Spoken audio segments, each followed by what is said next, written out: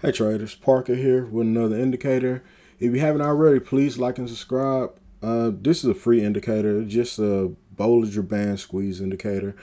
Uh, if you're unfamiliar with the Bollinger Bands, it's a measure, and they measure volatility. When the bands are coming together, it means low volatility, but when they spread out, it means high volatility.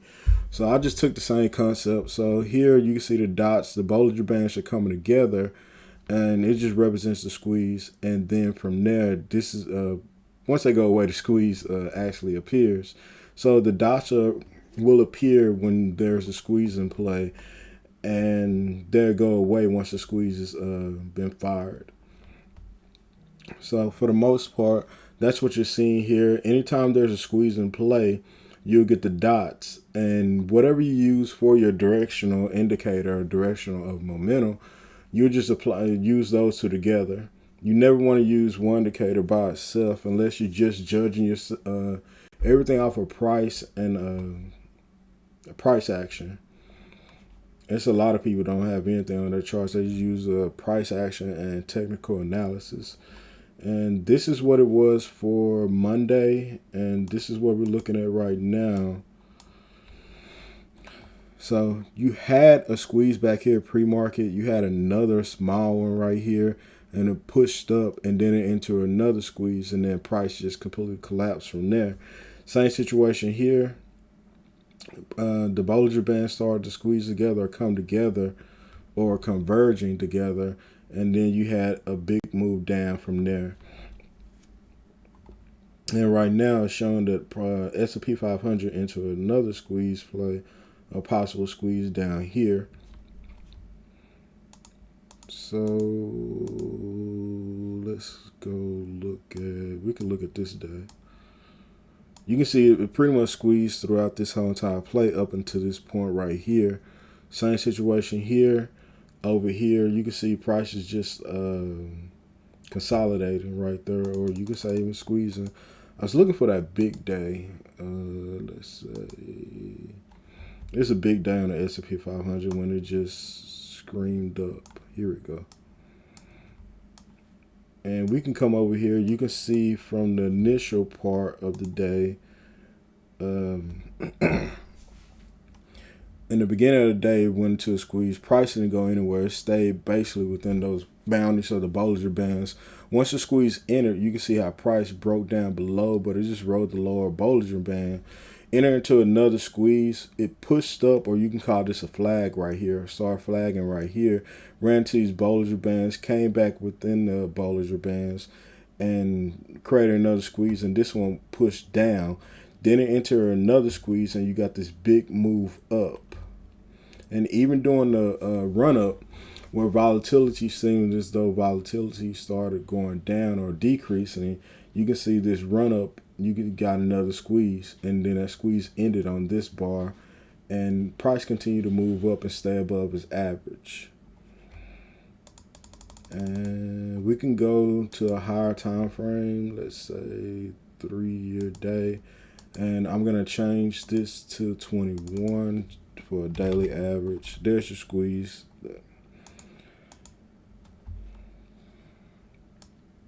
You can see over here, this is during the pandemic. I really need to push it past 5 years so I get better data. But for the most part, you can see right here, it just had the squeeze play. And then a lot of people just caused the end of the pandemic or whatever. Play was in May, or you could say it was early April. But you can see right here, it started to squeeze right here. If you wanted to enter in a squeeze right here on this candle right here, you could have and just played it up to the next Bollinger Band, got in and got out. You can look right here, price enter into the squeeze. Bollinger Band started converging together, and then it finally broke right there. And you had another squeeze during this uptrend or low volatility, and you had this push right there. So we can look at what we got going on today. And right now it's just showing green just because the way I have my standard deviation volume is set, the trend type is a close. But if I put on buy, sell, pressure, you'll see the truth of the matter. And there you go. It's a red. and it's a light red. If I pull down that volume, or if I pull this down, you see it's light volume compared to everything else, but that volume is actually on my 5 minute chart is 48. But if I push it to 21, and yeah, and this is what we get right here. And you can compare it to the last 21 days. That's what these gray bars, gray volume bars, represent just last 21 days. So it's a kind of sort of like a volume comparison to the last 21 days. And this was the highest bar, or this is the highest bar for these for the preceding 21 days. And this is the midpoint, and this is 50%. And the bar right now is only the middle of the day, so volume isn't high, or it could proceed above, but it's greater than 70% of volume average. And it's saying climax bar just because it's a huge bar, and today is a gap up day, and it's saying that price enter into a squeeze right here, and it probably squeeze will probably go away tomorrow when you get your next bar.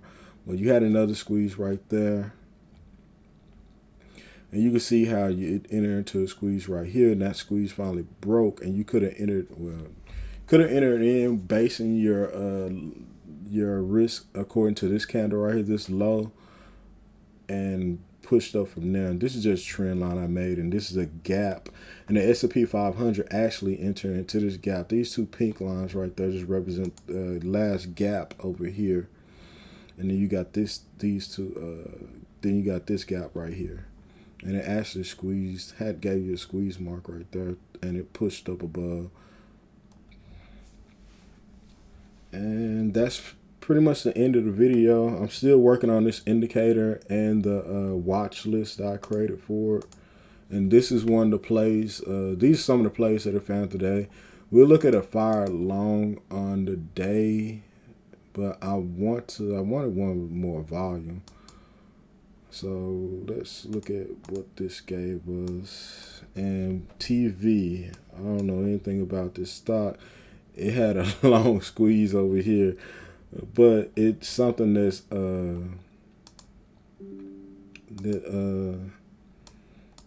had a fire on the volume deviation. What's the volume? I believe the volume deviations. So this is very above average volume for this stock. And any news? 52 weeks low Monday. So it hit its 52-week low Monday yesterday. It's not something I'll be interested in. Today is just really reacting out the FOMC meeting with lower NNDM. I'm familiar with this one. Lower inflation, but none of these really have any volume. That's what really sucks. Let's see. It's probably gonna give me some of the same stocks. And which one has the greatest Vail? And what percentage is up? 1.4 VALE.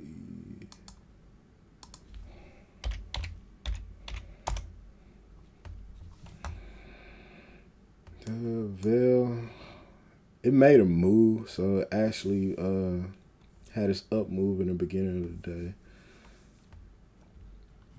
So this is pretty much the end of the video. I'm gonna go back to the ES, and it's pretty much doing the same thing the S&P 500 is. So I'm going to go to the daily chart.